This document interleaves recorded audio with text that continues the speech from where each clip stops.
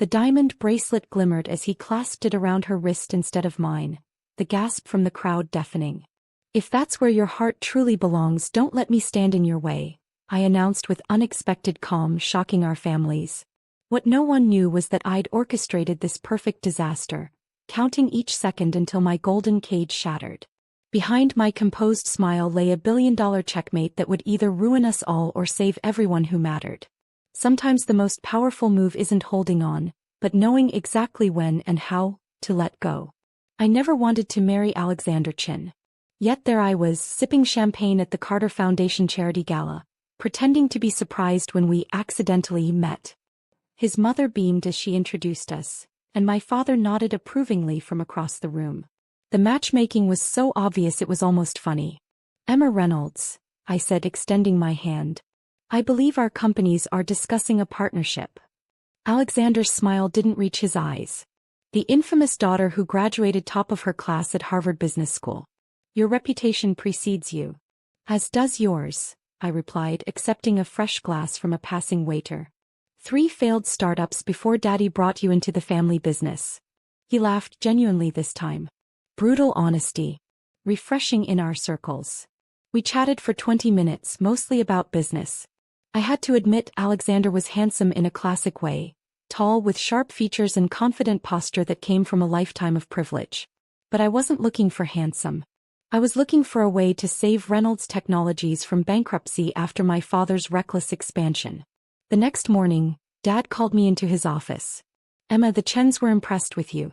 Especially Alexander." I rolled my eyes. "Dad, I'm not interested in being sold off like some corporate asset."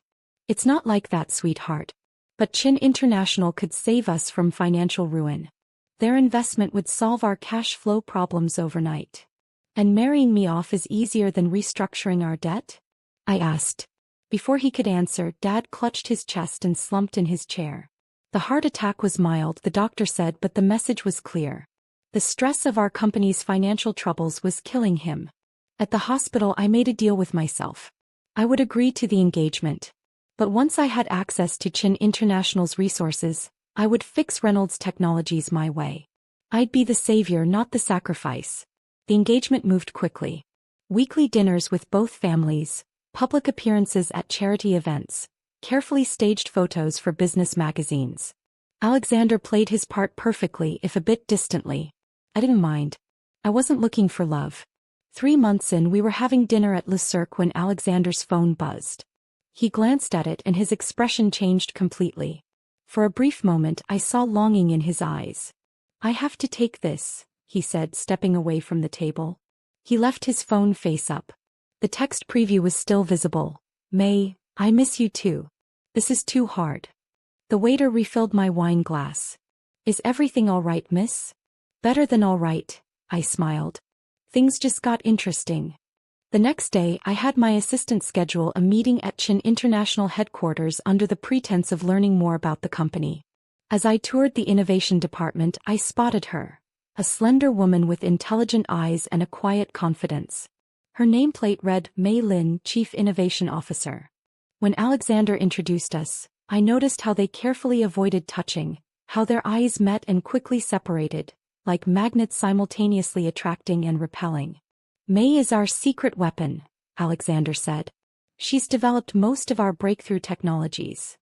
"How wonderful to meet you," I said warmly. Alexander never mentioned such a talented colleague. May's smile was polite but strained. "Congratulations on your engagement. Alexander is special." That night, I called Jasper, an old college friend who now worked as a private investigator. "I need everything you can find on Mei Lin at Chin International." 2 days later, Jasper delivered a folder to my apartment. May and Alexander had grown up together, attended the same schools, even dated through college. His parents had disapproved. Her family was middle class, no business connections or social standing. They'd forbidden the relationship when Alexander joined the company. Instead of feeling threatened, I felt oddly calm. This wasn't a complication. It was an opportunity. I began my plans slowly. First, I befriended May, inviting her to lunch to discuss company innovations. She was reluctant but too professional to decline. Over several weeks, I carefully built her trust, sharing my own ambitions and frustrations. Sometimes I feel like a chess piece in a game I didn't agree to play, I told her during our third lunch. May looked startled. That's exactly how I've always felt. Alexander seems that way too, doesn't he? Trapped by family expectations. Her eyes widened slightly before she recovered. I wouldn't know his feelings on the matter. Of course, I smiled. Just an observation. Meanwhile, I studied Alexander. His habits, preferences, communication style. I learned to forge his handwriting after collecting discarded notes from his office. I monitored his schedule, learning when he met with May 4 project reviews that ran suspiciously long. I also worked tirelessly on a business proposal, a revolutionary restructuring plan that would save both companies without requiring marriage. My backup plan should things get messy. The engagement party was set for June 15th at my family's estate. 300 guests would witness Alexander placing the Chin family's traditional diamond bracelet on my wrist, cementing our union before the official wedding. 2 weeks before the event, I visited the jeweler who was cleaning the family heirloom. I examined it carefully, taking photos from every angle. It's beautiful, I told the jeweler. Actually, I'd like to commission something similar as a gift. Can you create a replica but with these small modifications? I handed him a sketch with subtle differences only a trained eye would notice. The week before the party, I left an envelope in May's office while she was at lunch. Inside was a note in Alexander's handwriting. I can't go through with this. Meet me at our spot tonight. Simple, desperate, effective. That evening, I had my driver pass by their secret meeting place, a small park near the office. They were there talking intensely, Alexander holding May's hands. When she walked away crying, I knew my plan was working. The day before the party, I picked up the replica bracelet and wrote another note. Wear this tomorrow. Trust me. I had it delivered to May's apartment in a box identical to the one sitting in Alexander's study. The morning of our engagement party, I met Alexander for breakfast as had become our routine. Nervous about tonight? I asked lightly. He looked exhausted, conflicted. Emma, you're an amazing woman. Smart-driven. Any man would be lucky. I put my hand over his. But your heart belongs elsewhere. I know about May. His face paled. I never meant to. It's all right, I interrupted. I understand duty and family pressure better than most. What are you saying? I smiled. I'm saying sometimes the most important moments in life require dramatic gestures. If you had to choose, truly choose, what would your heart tell you? He stared at me speechless. Just something to think about before tonight, I said, rising from the table. By the way, the bracelet ceremony, it would be so romantic if you presented it in front of everyone. My father would love that traditional touch. As I walked away, I knew the stage was set. The real bracelet sat in Alexander's pocket. The replica waited on May's wrist, hidden under her sleeve. And I had set in motion events that would either destroy both our families or save them in ways none of them could imagine. The pieces were in place. Now I just had to wait for the game to play out. The day of the engagement party arrived with perfect weather, as if even the universe was following my script. I stood at my bedroom window watching staff transform our garden into a fairy tale setting. White roses everywhere, crystal chandeliers hanging from tree branches, champagne fountains catching the afternoon light. All for a love story that didn't exist. Emma, darling, you should start getting ready, my mother said, entering without knocking. She carried a garment bag containing my custom Vera Wang dress. The makeup artists are waiting.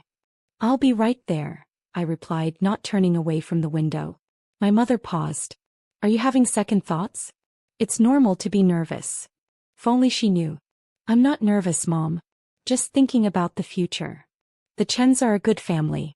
Your father and I married for similar reasons and we found love eventually. I finally faced her. Did you really? Or did you just get used to each other? She blinked, surprised by my directness. That's a complicated question. No, it's not. But we can pretend it is. 3 hours later, I was transformed into the perfect society bride-to-be. My dress was elegant but conservative, my makeup flawless, my smile practiced. As staff made final preparations downstairs, I sent a text to May, looking forward to seeing you tonight. Wear something unforgettable. My phone buzzed with her reply, not sure I should come. I typed back, Alexander specifically asked about you this morning. Please come. I could use a friendly face among all these business sharks. There was a long pause before she answered, okay. Phase 1 complete. I tucked my phone into my clutch and headed to the small library where Alexander was waiting. We'd agreed to meet privately before facing the crowd. He stood when I entered, his eyes widening. Emma, you look beautiful. Thank you, I said, closing the door behind me. You clean up well yourself. Alexander fidgeted with his cufflinks. Listen, about what you said at breakfast. Forget it, I interrupted. Tonight isn't about feelings. It's about business, appearances, family obligations. We both understand that. Relief washed over his face. This man was so easy to read. Do you have the bracelet? I asked. He patted his pocket. Right here. Good. My father's counting on a big show. You know how these things work. The more public the commitment, the harder it is to back out. I smiled conspiratorially. Shareholders love stability. Alexander nodded, but I noticed beads of sweat forming on his forehead. Are you feeling all right? I asked, feigning concern. Just warm in here, he muttered. I stepped closer, straightening his tie. Tonight will change everything, Alexander. After this, there's no going back. His Adam's apple bobbed as he swallowed hard. I know. Let's practice, I suggested. When my father calls us forward, we'll walk to the center of the garden. Your father will hand you the bracelet and you'll say something romantic before putting it on my wrist. Right. Romantic, he repeated mechanically. Something about destiny, perhaps? How some people are meant to be together no matter what obstacles stand in their way. His eyes darted to mine, suddenly suspicious. That's specific. I laughed lightly. Just a suggestion. Say whatever feels true in the moment. A knock at the door saved him from responding. Miss Reynolds? The first guests are arriving. We'll be right out, I called back. I turned to Alexander and kissed his cheek, leaving a perfect lipstick mark. For luck. The party began like any high society event. Air kisses, champagne, insincere compliments, business discussions thinly disguised as small talk. I played my role perfectly, clinging to Alexander's arm, laughing at every lame joke from potential investors, charming the business reporters covering our union. I was in the middle of a conversation with the mayor when I spotted her. May had arrived, wearing a stunning red dress that made her impossible to miss. Exactly as I'd hoped. Alexander saw her too. I felt his body tense beside me, his sentence trailing off mid-word. She looks beautiful tonight, I whispered to him. You should say hello. I'll handle the mayor. He stared at me. Why are you doing this? Doing what? Being considerate? She's your colleague and my new friend. Go. Confusion clouded his features but desire won out. He excused himself and made his way toward May. I watched them carefully while continuing my conversation with the mayor. Their body language said everything. The careful distance they maintained, the way their eyes kept meeting and breaking away, the slight tremble in May's hand as she tucked her hair behind her ear.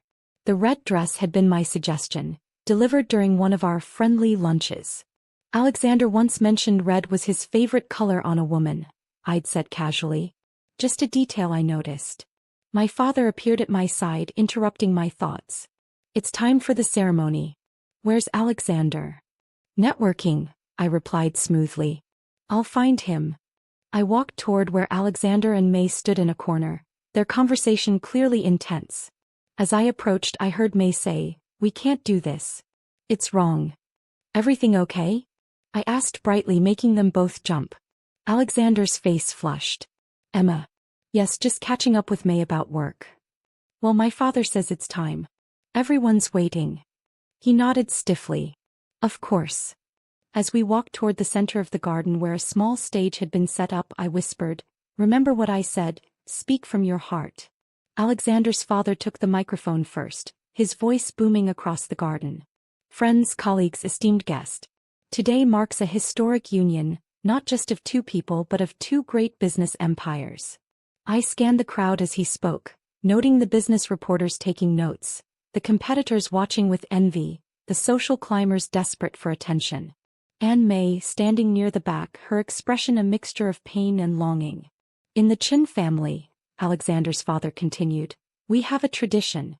Before marriage, the bride receives a family heirloom, a bracelet that has been passed down through generations.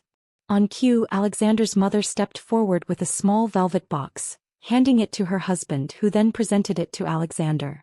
"This bracelet symbolizes the unbreakable bond between our families," he announced. The garden fell silent as Alexander took the box. This was the moment everything would change. I held my breath, watching his face carefully. Alexander opened the box, revealing the diamond bracelet nestled inside. He looked at me, then out at the crowd. His eyes found May, standing still as a statue. He began, his voice cracking. He cleared his throat and tried again. "I was raised to believe in duty and family obligation. To put the company first." Murmurs rippled through the crowd. This wasn't the romantic speech they'd expected. But I've learned that some things are more important than business. Alexander stepped back from me, the open box still in his hand. Some people are meant to be together no matter what obstacles stand in their way.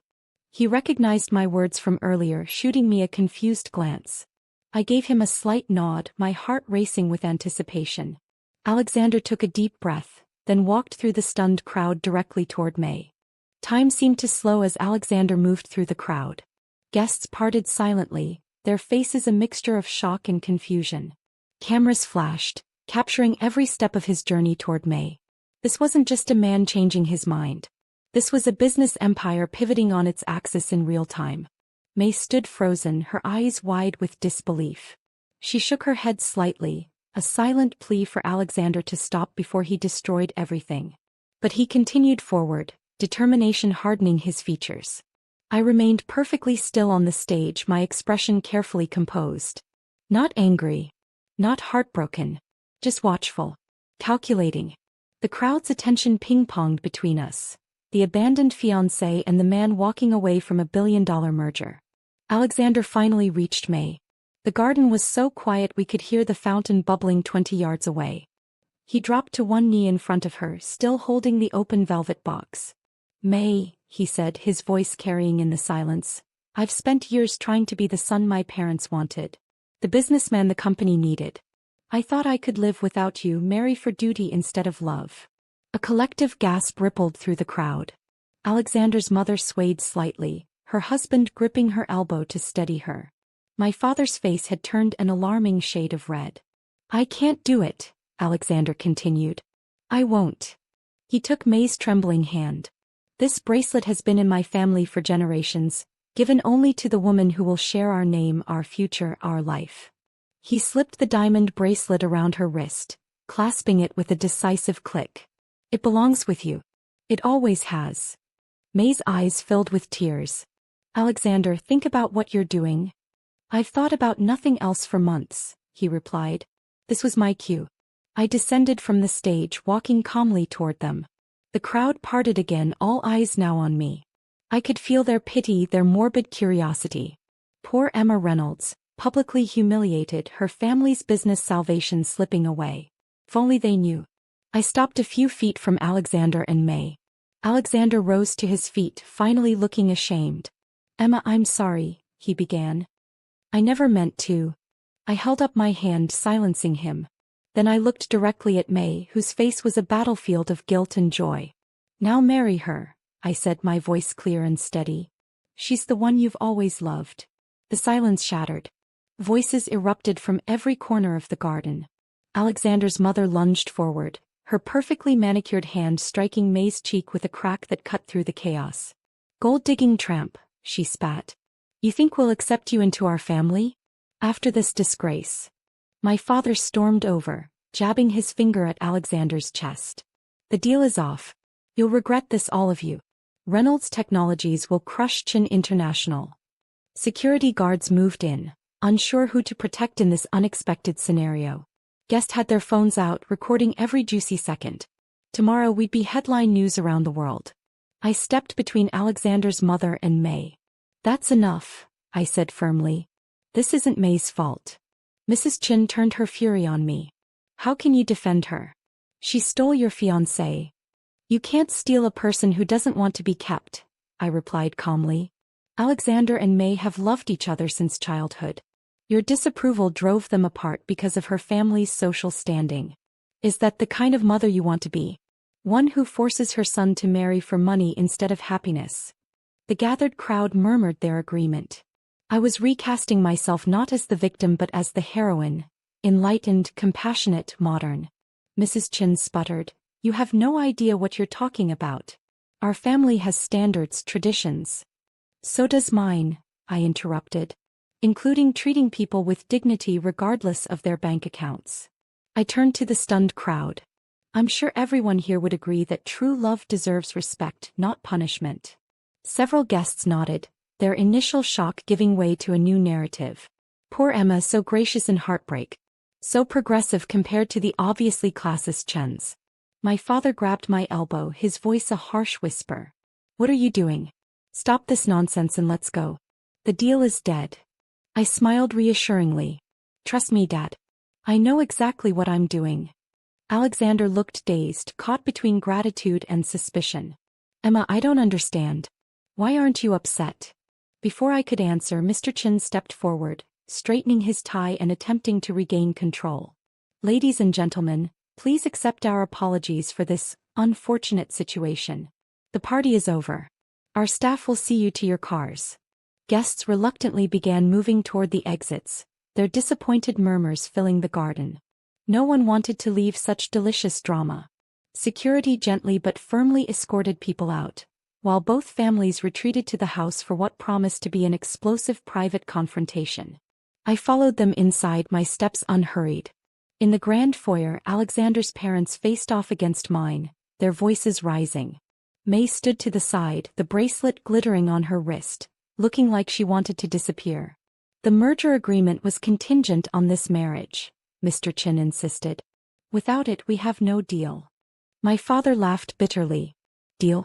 You think I'd still do business with you after this humiliation?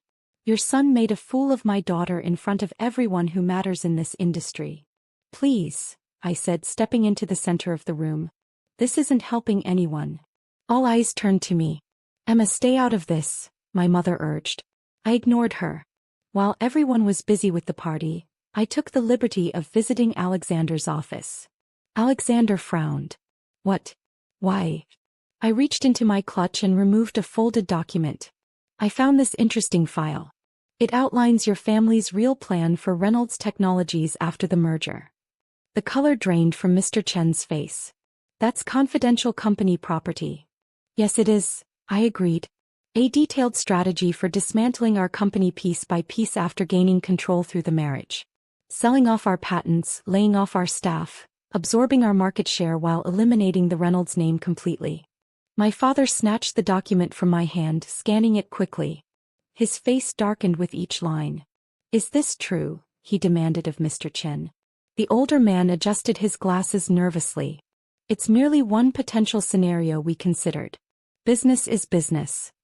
"And family?" my mother asked, her voice ice cold. "Is that just business too?" I placed my hand on my father's trembling arm. "Dad, why don't you sit down? Your heart." The mention of his health sobered him. He sank into a nearby chair, still clutching the document. "You planned to destroy us all along," he said quietly. "This marriage was never a merger of equals. It was a hostile takeover disguised as a wedding." Mrs. Chin sniffed. "As if you married off your daughter out of love. Don't pretend this wasn't a business transaction from the start." While they argued, I caught May's eye across the room. She looked at me with newfound understanding, finally realizing she wasn't the only pawn in this game. I gave her a slight nod, acknowledging our shared position. Alexander moved to his father's side. "Is it true? You were going to dismantle Reynolds Technologies?" "Of course we were," his father replied impatiently. "That was the entire point. Their technology with our distribution network. We didn't need their management or their brand." Alexander ran his hand through his hair. "So Emma was just collateral damage? A means to an end?" "As were you," I said softly. "We all were." The truth hung in the air between us. Children sacrificed on the altar of corporate ambition. But I was done being sacrificed. My father clutched his chest suddenly, gasping for air. As everyone rushed to his side, I slipped Alexander's briefcase from beside the door, removing one final document before anyone noticed. The key to saving everything that mattered was now in my hands. The next morning dawned with predictable chaos. Every business news outlet featured our disaster of an engagement party. Headlines ranged from sympathetic, jilted heiress shows grace under pressure, to salacious, love triangle derails billion-dollar merger. My phone buzzed constantly with messages from friends, business associates, and reporters hungry for exclusive comments. I ignored them all. I had more important things to handle.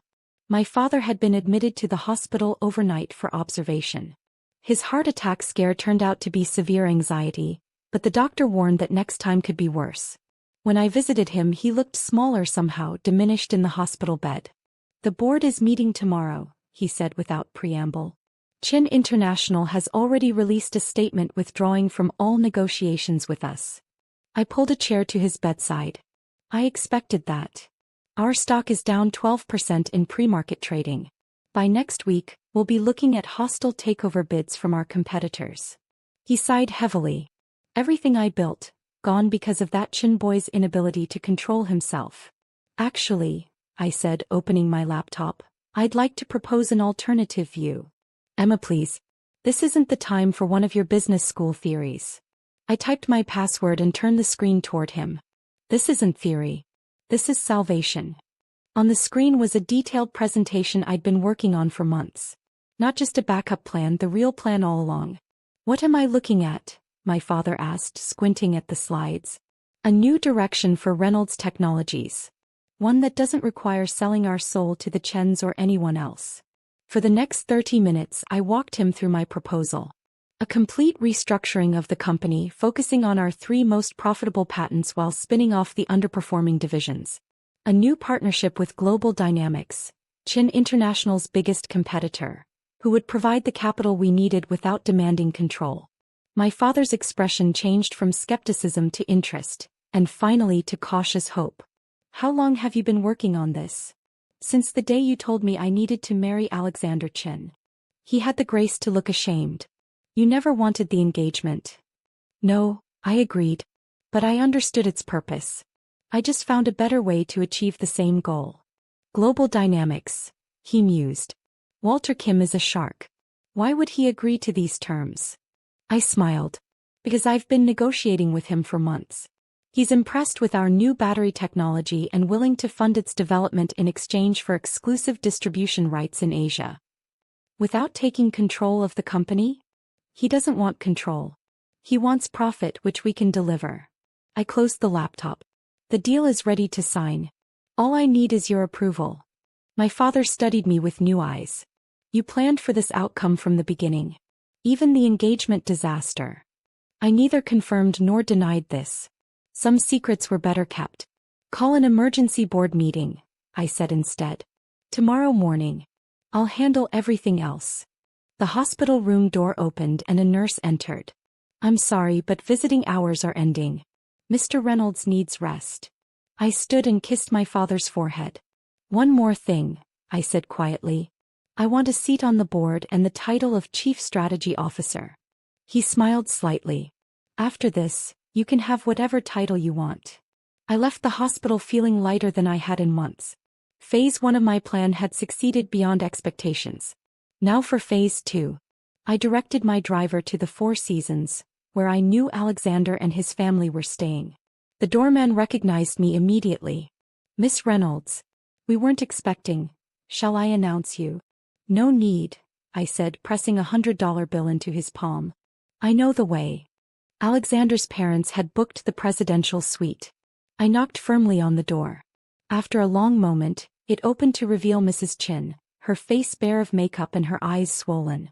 "You," she said flatly. "Haven't you done enough damage? May I come in? I have a proposition that might interest you."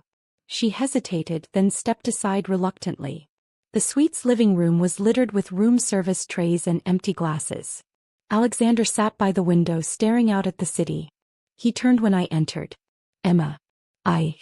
He trailed off, clearly unsure what to say. "Where's your father?" I asked, setting my briefcase on the coffee table. "Making desperate phone calls to salvage what's left of our reputation," Mrs. Chin replied bitterly. "No thanks to your little performance yesterday." "My performance?" I raised an eyebrow. I wasn't the one who planned to destroy a company after pretending to merge with it. Alexander stood. Why are you here, Emma? To offer you a choice. I opened my briefcase and removed 3 copies of a document, placing them on the table. A way forward that benefits all of us. Mrs. Chin laughed harshly. There's nothing you have that we want. Not even your company's survival? I asked calmly. That got their attention. Alexander picked up one of the documents, scanning the first page. What is this? A new partnership agreement. Not between Reynolds Technologies and Chin International, but between the Reynolds-Kim Alliance and Chin Innovation Group. Reynolds-Kim. Alexander looked up sharply. As in Walter Kim? Global Dynamics. I nodded. While you were planning to dismantle my family's company, I was arranging its salvation. Global Dynamics will provide the capital we need while we provide the technology they want. This doesn't explain why you're here, Mrs. Chin said suspiciously. I'm here because despite everything, Chin International still has value. Your distribution network in Asia is unparalleled. Your manufacturing capabilities would save us years of development. Alexander flipped to the second page. You're proposing we spin off Chin Innovation Group as a separate entity? Yes. With May as CEO. His head snapped up. What? She's the real genius behind your recent successes. Everyone in the industry knows it. I sat on the edge of the sofa. This agreement would separate the innovation division from the main company, making it an independent partner in our new alliance. My husband would never agree to this, Mrs. Chin declared. He might when he realizes the alternative is bankruptcy, I replied. Your company is leveraged to the hilt. The failed merger with us has already sent your stock plummeting. 3 of your board members called mine this morning, looking for escape routes. Alexander sank back into his chair. How do you know all this? Because unlike you, I did my homework. I wasn't distracted by matters of the heart. I allowed myself a small smile. Well, not in the same way. The suite door opened and Mr. Chin entered, looking haggard. He stopped short when he saw me. What is she doing here? He demanded. Offering us a lifeline, apparently, Alexander said, handing him the document. Mr. Chin skimmed it, his expression darkening. This is preposterous. We would lose control of our most valuable division. You would retain 40% ownership, I corrected, and gain access to technology and funding you desperately need. Why would you help us after what happened? Alexander asked. I met his gaze directly. Because this was never about you and me, Alexander. It was always about business. The personal drama was incidental. A look of realization crossed his face. You knew about May and me all along. You pushed me toward her deliberately. I shrugged. Let's just say I recognized an opportunity when I saw one. Mr. Chin slammed the document down. This is blackmail. This is business, I corrected. You tried to use marriage to take over my family's company. I'm using your son's public rejection to restructure both our companies for mutual benefit. The only difference is my way leaves everyone better off. I stood and gathered my briefcase. The offer expires at noon tomorrow. I suggest you discuss it as a family. As I walked to the door, Alexander followed me. I don't understand, he said quietly. You orchestrated your own humiliation. Why? I turned to face him one last time. Because sometimes losing is the only way to win, Alexander. You should remember that. The confusion in his eyes was answer enough. He never would understand. Chess players rarely explain their strategies to the pieces they move around the board. 6 months passed like a whirlwind. The business press called it the Reynolds Revolution. How a failed engagement had somehow transformed 2 struggling companies into a powerhouse alliance. Our stock had doubled. Global Dynamics was opening new markets for our technology across Europe and Asia. Chin Innovation Group, now led by May, was developing products that would change the industry landscape for years to come. I watched it all from my corner office on the 38th floor. Chief Strategy Officer Emma Reynolds. The title still felt new on my business cards, but the power that came with it fit me perfectly. My assistant knocked on the door. Ms. Reynolds? This just arrived for you. She handed me a cream-colored envelope, heavy cardstock with gold embossing. I knew what it was before opening it. The wedding invitation I'd been expecting. Alexander Chin and Mei Lin request the honor of your presence. I read aloud, then set it aside on my desk. Will you attend? My assistant asked. That remains to be seen, I replied. Please clear my schedule for the board meeting this afternoon. I need to prepare. After she left, I picked up the invitation again, running my finger over the embossed letters. Alexander and May were finally getting their fairy tale ending. Good for them. They were both assets to the alliance, and their personal happiness made them more productive. A win-win, as business people like to say. The intercom buzzed. Ms. Reynolds? Maylin is here to see you. She doesn't have an appointment. That was unexpected. Send her in. May entered, looking nothing like the insecure woman I'd first met. Success suited her. As CEO of Chin Innovation Group, she'd stepped into her power beautifully, earning respect throughout the industry. Emma, she said with a slight smile. Thank you for seeing me without notice. Of course. Please sit down. I gestured to the chair across from my desk. I just received your invitation. May nodded. That's partly why I'm here. I wanted to make sure you knew that it wasn't just a courtesy. Alexander and I truly want you to attend. Even after everything that happened? She held my gaze. Especially because of everything that happened. I leaned back in my chair. Most brides wouldn't want their groom's ex-fiancé at their wedding. Most brides didn't get their happily ever after because of their groom's ex-fiancé, May countered. I know what you did, Emma. I've known for months. My expression remained neutral. I'm not sure what you're implying. May opened her handbag and pulled out a small velvet pouch. She emptied its contents onto my desk. The diamond bracelet Alexander had placed on her wrist that fateful day. The other reason I came, she said quietly. I think this belongs to you. I didn't touch it. It's a Chin family heirloom. It belongs with Alexander's wife. This isn't the Chin family bracelet. She turned it over, pointing to a tiny maker's mark on the clasp. This is a replica. An excellent one, but still a copy. Alexander's mother noticed the difference immediately after the engagement party. So they had discovered that part of my plan. Interesting. Did Alexander know? I asked. Not until his mother pointed it out. May pushed the bracelet toward me. The jeweler confirmed he made it on your instructions. What I can't figure out is why. I finally picked up the bracelet, feeling its weight in my palm. Insurance. Against what? Against the possibility that Alexander wouldn't have the courage to follow his heart. I set the bracelet down between us. I needed your relationship to be exposed publicly for my plan to work. I couldn't risk him chickening out at the last minute. So you made sure he had the replica to give me while the real bracelet was safely in his mother's jewelry box, I finished. Alexander never knew the difference. May shook her head slowly. You manipulated all of us. My feelings for Alexander, his guilt, his parents' ambitions, your father's health concerns. Everything was just pieces on your chessboard. I didn't deny it. The business world isn't kind to women who play by the rules, May. Sometimes we have to write our own. Is that how you justify it? I don't need to justify creating an outcome where everyone got what they truly wanted, I replied. Your talent was wasted under Mr. Chen's leadership. Alexander was miserable trying to be someone he's not. My father needed to see me as a business leader, not a bargaining chip. And both our companies needed restructuring to survive. May considered this. And what did you want, Emma? The question surprised me. Few people ever asked what I wanted. Control, I answered honestly. Not just of the company but of my own future. And do you have it now? Before I could answer, my phone buzzed. I'm sorry, but my father is calling. I should take this. May nodded and stood. Keep the bracelet. Consider it a thank you gift. She walked to the door, then paused. The invitation still stands. Think about it. After she left, I answered my father's call. Emma, have you seen the quarterly projections? He asked without preamble. I'm reviewing them now for the board meeting, I lied smoothly. They're extraordinary. Walter Kim is thrilled.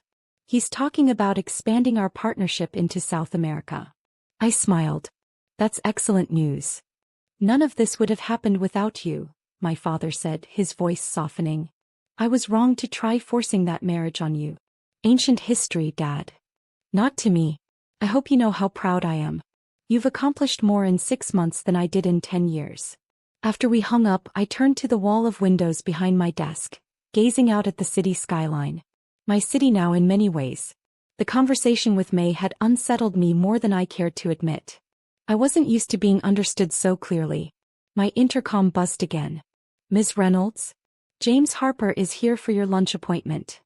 "Send him in," I replied, turning back to my desk. James entered with his usual easy confidence. Tall, with intelligent eyes and a smile that reached them. "Hard at work changing the world?" he asked, leaning against the doorframe. "Something like that," I replied, feeling my tension ease at the sight of him. James wasn't impressed by my family name or my corporate title. As the private investigator I'd hired to research May and Alexander, he'd seen behind the curtain of my scheming from the beginning. Yet somehow after everything was over he'd asked me to dinner. Not for business but because he found me interesting. 6 months later he was still the only person who knew the full extent of what I'd done. "Ready for lunch?" he asked. "Or are you too busy with your empire building?" I grabbed my coat. "I can spare an hour. By the way, I've been invited to Alexander and May's wedding. Are you going?" I considered the question as we walked to the elevator. "I'm not sure. Would you want to be my +1 if I do?" James laughed. "Only you would bring a date to your ex-fiance's wedding. Is that a yes or a no?" He looked at me with those perceptive eyes that always saw too much. "It's a yes. But not because I want to witness some awkward society spectacle." "Then why?" "Because I want to be there the day you finally admit to yourself that all your brilliant maneuvering wasn't just about business and power." The elevator doors opened. "What else would it be about?" I asked. "Freedom," James said simply. "The freedom to choose your own path.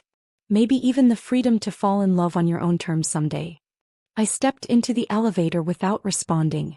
James followed, pressing the lobby button. "Admit it," he continued. "You didn't just free Alexander and May to find happiness. You freed yourself too." As the elevator descended, I considered his words. Perhaps he was right. The wedding invitation on my desk wasn't just the final chapter of my elaborate scheme. It was the first page of a new story, one where I wasn't arranging an advantageous merger or orchestrating a business coup. Just a woman finally free to write her own ending. "I have a board meeting at 3, I said as we reached the lobby. "But I'll clear my schedule for the wedding. We should go shopping for appropriate attire this weekend." James smiled. There she is. Always planning 3 steps ahead. "Old habits," I replied, returning his smile. "But maybe this time I'll enjoy the journey more than the destination." As we stepped into the sunlight, I realized I was still carrying the replica bracelet. Its diamonds caught the light, scattering tiny rainbows across my hand. Not a symbol of obligation or family duty, but of transformation and possibility. I slipped it into my pocket, a souvenir of the woman I used to be, and a reminder of the woman I was becoming.